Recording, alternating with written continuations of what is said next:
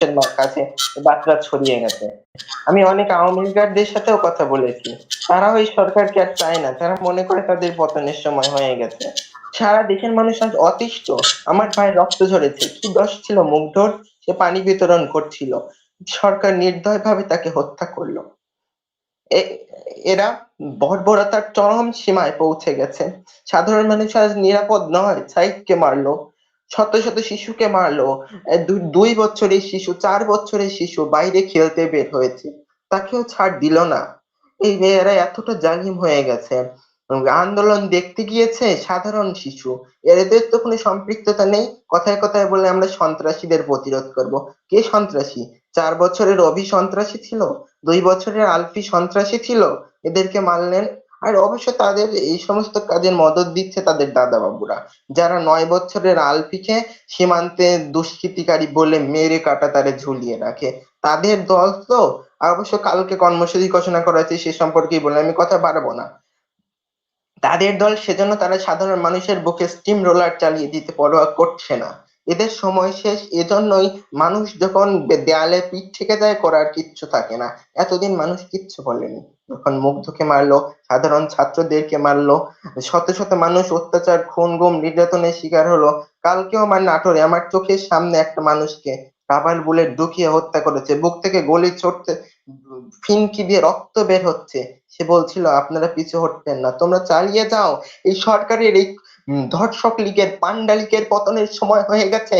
সারা দেশের মানুষ এগিয়ে আসুন। আপনাদের বিবেক উন্মোচিত হোক।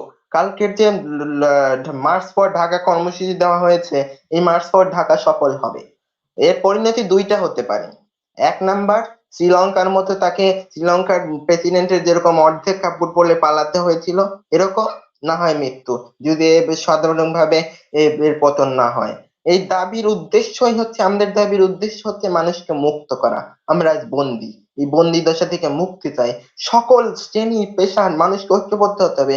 আজ সারা দেশে ঢাকা, রাজশাহী, চট্টগ্রাম, খুলনা, সিলেটে আমার ভাইয়ের রক্তের রাজপথ রঞ্জিত হয়েছে। আর কত রক্ত আমরা দেখতে চাই? আর রক্ত দেখতে চাই না।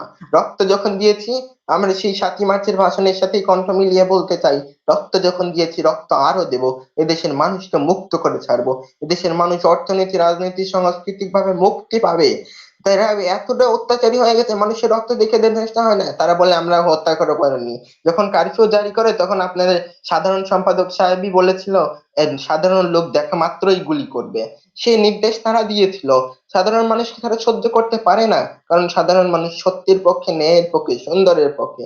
এখনো যারা এদের চাটুকারিতা করে, এরা হচ্ছে জাতীয় দুশ্মন, এরা মির্জাফর। এদের একদিন এই দেশে বিচার হবে, একদিন না একদিন হবে। আমি বেঁচে থাকলে এই দেশের মাটিতে এদের একদিন বিচার করব।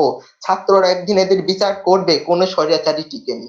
গাদ্দাফি কম স্বৈরাচার ছিল না, হিটলার কম স্বৈরাচার ছিল না, এরশাদ কম স্বৈরাচার ছিল না, আইয়ুব কম স্বৈরাচার ছিল না। বাংলার ছাত্ররা জেগে উঠেছে। এরা ৫২-তে ভাষা এনেছিল। ৬৯-এর গণ অভ্যুত্থান যারা করেছিল, ৯০-এর স্বৈরাচার বিরোধী আন্দোলন যারা করেছিল, তারা জেগে উঠেছে। আর তারা যদি জেগে ওঠে, এই ৯০ স্বৈরাচার, ৯০ আইয়ুব, ৯০ এরশাদ যে টিকে থাকতে পারবে না। এদের দেখে আজ এরশাদও লজ্জা পায়। ইনি তাহাজ্জুদ পড়ে। যিনি ১০০টা কথা বলে তার মধ্যে ৯০টাই মিথ্যা কথা বলে, সে তাহাজ্জুদ পড়ে। সে তাহাজ্জুদ নামাজকেই কলুষিত করেছে। যে এত বড় মিথ্যাবাদী, দেশদ্রোহী। যে কি বলে, একবার বলে আমি ক্ষমতা চাই না যদি একটা মানুষও না চায়, আবার যে বলে আমার ক্ষমতা চাই, আমার পাওয়ার চাই। সে মানে নিজে কি করে, একটা সাইকো পারসন ফুললি। দেশের মানুষকে বন্দি করে রেখেছে। এই বন্দি দশা থেকে আমাদের মুক্তি লাগবে, এবং সেই মুক্তি অতি সন্নিকটে চলে এসেছে। এই একটা এখন ধাক্কা দেওয়ার অপেক্ষা। এই ধাক্কাটা অতি শীঘ্রই হবে। অসহযোগের ডাক পড়েছে না? আজকে ৮১ জন মারা গেছে, তার মধ্যে ৭১ জনই মনে হয় শুনলাম তাদের পক্ষের লোক। সুতরাং তাদের সময় শেষ, তারা বুঝে নেন। পুলিশ ভাইদেরকে যদি কেউ শুনে থাকেন, তাদের উদ্দেশ্যে বলতে চাই, আর সুমন মারা গেছে না, তার স্ত্রী কিরকম কান্না করছিল দেখছিলেন না? আপনারা যদি আপনাদের ছেলে মেয়ে স্ত্রীদের এরকম কান্না দেখতে না চান, আপনাদের ছেলে মেয়ে স্ত্রী সন্তানকে এরকম বিধবা দেখতে না চান, তাহলে এখনো সরে আসুন। আপনাদের সাথে আমাদের কোনো আপোষ নেই, আপনাদের সাথে আমাদের কোনো সমস্যা নাই। সাধারণ মানুষের কোনো সমস্যা নাই। সাধারণ মানুষের সমস্যা, সাধারণ মানুষের উপর থেকে রক্ত ঝরলো কেন? মুগ্ধ কি বিএনপি করতো, জামাত করতো? সাইদ কি বিএনপি জামাত করতো বা কোনো বিরোধী দল করতো? তারা কি এমপি হতে চেয়েছিল, মন্ত্রী হতে চেয়েছিল? আমরা ক্ষমতা চাই না। নিরাপত্তা চাই, আমরা আমাদের অধিকার চাই। আমরা আমাদের সেই অধিকার থেকে আজ বঞ্চিত। সেই অধিকার থেকে জন্য আমি সেই কবে থেকে লড়াই করে আসছি। এই লড়াইয়ের শেষ হওয়ার সময় এসেছে। সাধারণ মানুষের দিকে বিবেক উন্মোচিত হয়ে তারা এগিয়ে আসুন। সেই আজকে ছেলেহারা মায়ের আর্তনাদের দিন হারানোর সময় এসেছে। আজকে কালকে আমার এক ভাই নাকি মারা গেছে শুনলাম। যার সাথে আমি দিনে রাতে পড়েছি। ক্লাস 5 পর্যন্ত আমি যার সাথে পড়েছি। সে ঢাকা গিয়েছিল একটা কাজের জন্য।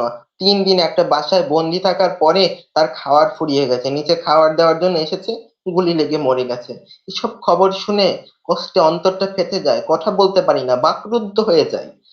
এ পরিস্থিতিতে বলার কিচ্ছু থাকে না। এখন করে দেখানোর সময়। কথা আমরা অনেক বলেছি। এখন করে দেখানোর সময় এসেছে। এখন আমাদের জেগে ওঠার সময় উঠেছে। ইনকিলাব জিন্দাবাদ! ইনকিলাব জিন্দাবাদ! সকলকে ধন্যবাদ। আল্লাহ হাফেজ। আসসালামু আলাইকুম।